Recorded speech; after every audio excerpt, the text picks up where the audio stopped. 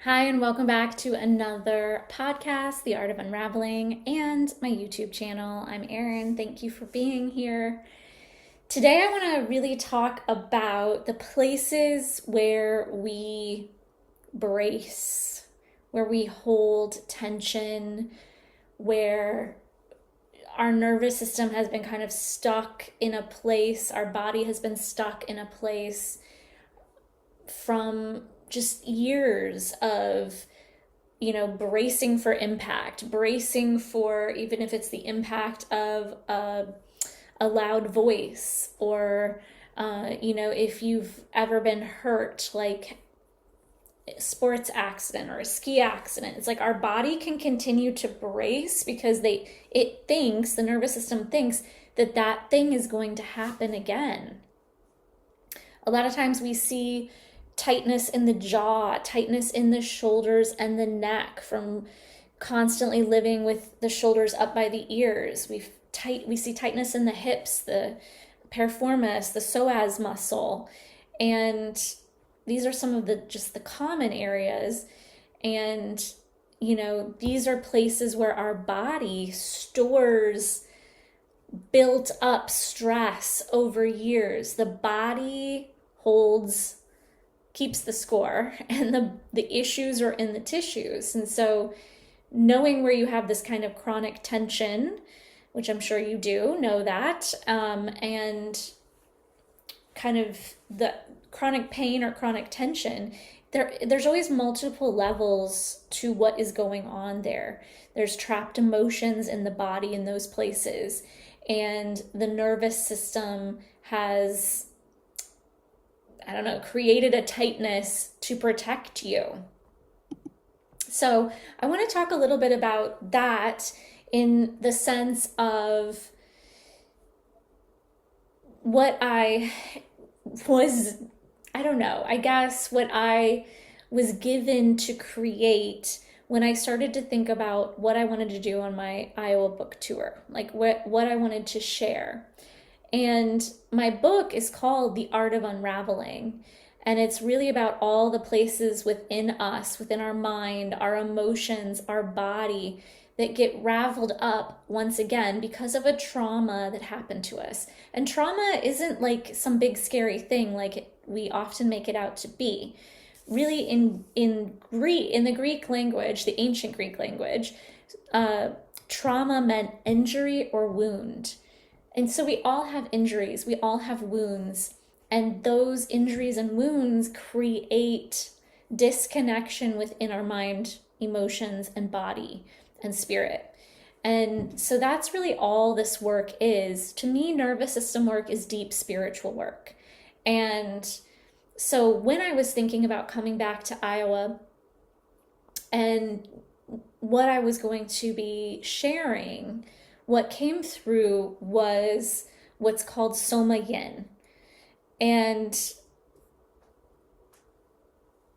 I've been a long time yoga teacher for many, many, many years, and movement has always kind of been a part of my process and obviously makes me feel really good. So I enjoy movement, I enjoy yoga, and I enjoy the somatic side of things too. And so putting the two together, especially yin, because yin is really about longer holds. It's definitely not your traditional yoga class that we all go to where we're flowing and moving, and you don't even do downward dog in yin for the most part unless you're doing a yin flow. So yin is about holding poses longer, 3 to 5 minutes in a pose. And when we do that, we're actually allowing the body to unravel, literally, to unravel some of the tighter places within the body.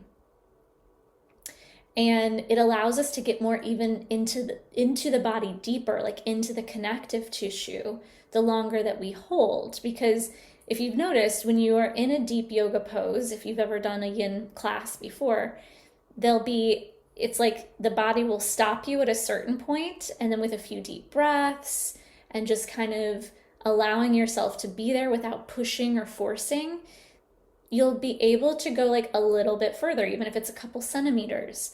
And then with a few more deep breaths, sometimes the body allows a little bit further. And so we're able to stretch a little bit deeper in these places where we hold. Not only that, yin is very focused on the meridian system. Using the Chinese meridian system of the body, we have meridians that run all throughout our body. And when we're holding the pose, we actually have time for the energy lines in that particular pose, whatever meridians are there in that pose are activated, actually have time for that energy to move. So yin yoga can be very, very healing. But when we combine that with somatic, what does that mean? Well, soma is just the body. Somatic work, in my opinion, is really about getting out of the head and into the body. So there's so many times that we are like trying to analyze or think our way through something. And somatic work is asking us to feel our way through something instead of thinking about it. So the nervous system is, I think it's over 150 million years older than the prefrontal cortex or the thinking mind.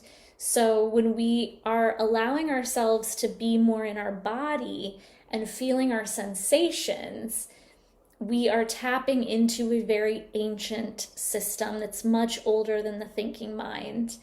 And it's allowing ourselves to heal because of that, because we don't just heal through the mind. That's why talk therapy doesn't work for a lot of people.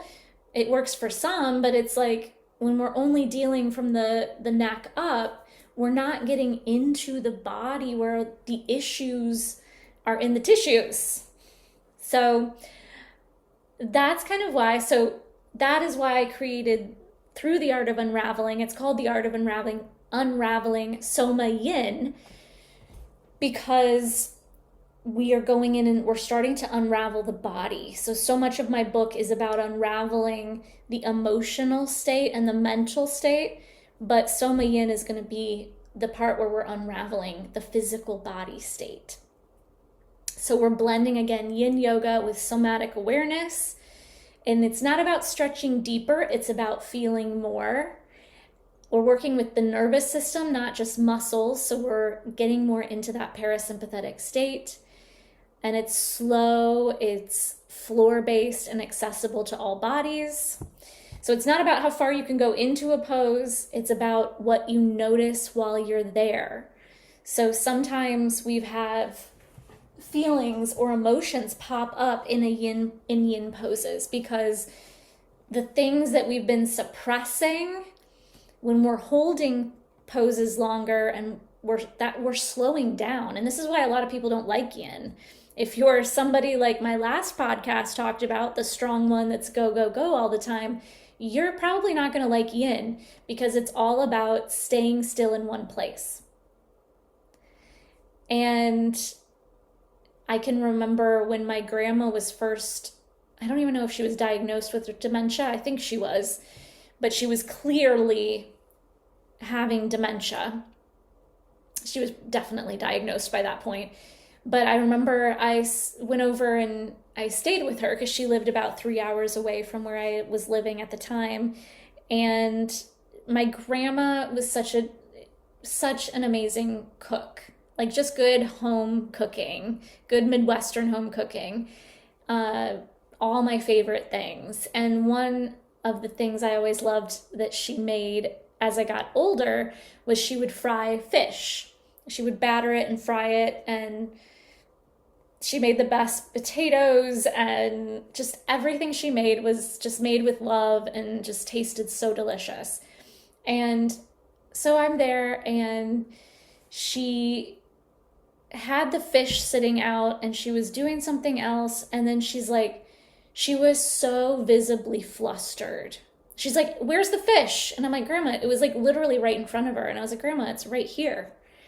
And then it was like, "Well, where's this? And where's that?" And when you're with the person that you love and you see them struggling, I didn't really give myself time to process that. It was a shock. I remember it being very shocking, but I just kind of let it be, and I had the good time that I had with her. And I think it was like a week or two later when I was back home, obviously still hadn't processed that.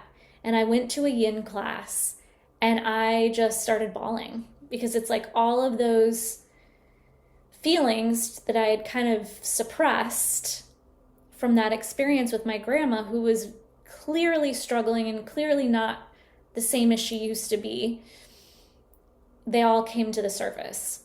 And I wasn't crying loud or anything. It was just kind of quietly to myself. It was a darker room and I had the space to do that. But like why that came up was because there was nowhere to go. I was in a position, I was holding a pose in stillness. And it gave my system the opportunity to allow some emotion to come up. And that's not a bad thing, but sometimes we get scared of that and we shy away from it. But when we suppress and repress feelings into the body, they become trapped emotion that can be the size, anywhere from the size of a baseball to the size of a melon. And I help people release these trapped emotions, and it's something that we teach in the Lightworker Academy. We teach people how to do that as well. But it's just one piece of the puzzle, because we also have to work on regulating the nervous system as well. And so that's why I really like Soma Yin and how that is kind of coming together with the art of unraveling. So most practices, again, are focusing on doing, fixing, improving, but a lot of practices aren't teaching us how to listen to our body. So people are disconnected, they override signals, and they're just pushing through.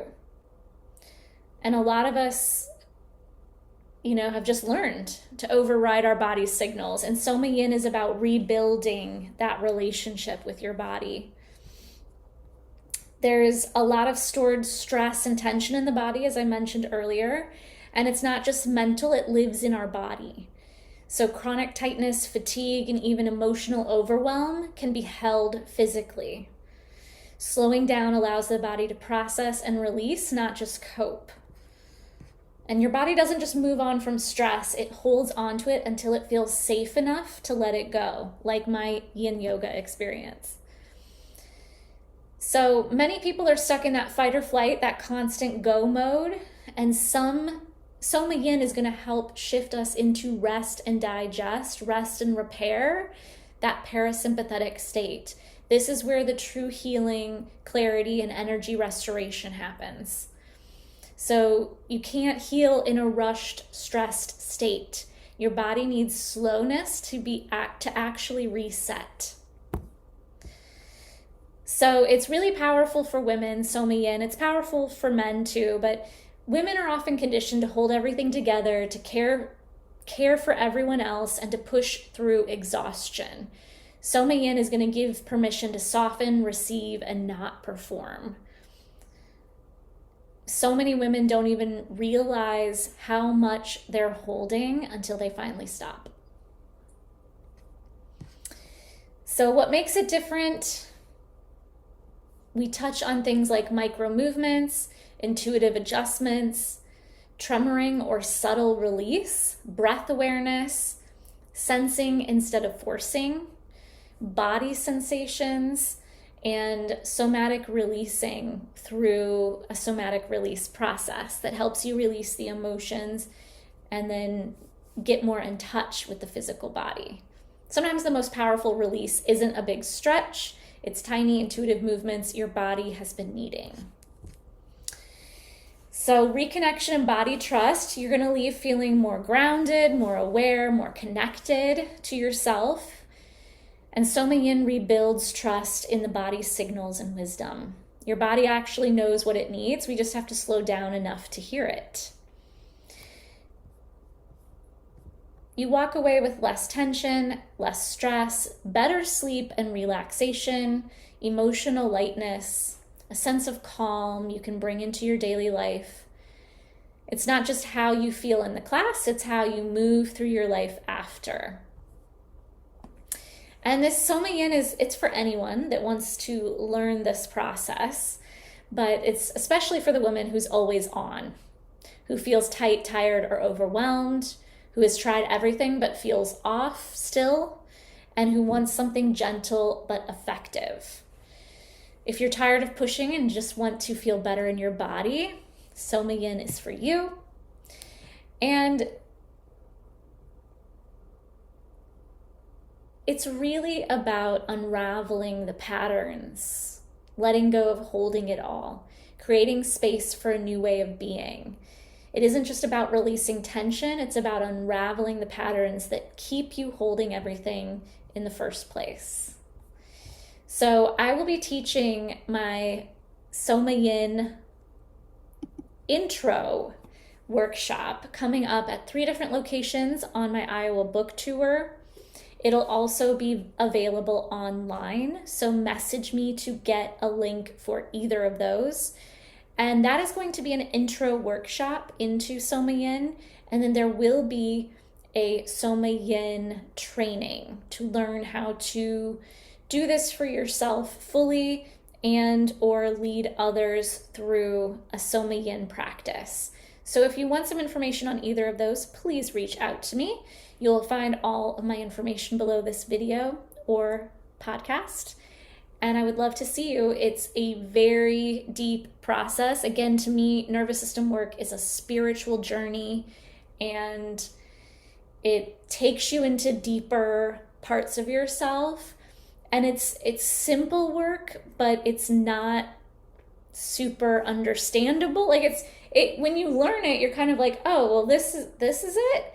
But it's actually so profound. It's so deep. So that's what I love about nervous system work, and I love about Soma Yin, and I would love to see you there. So again, message me if you have questions or want the information. Thank you for being here, and I'll see you next time.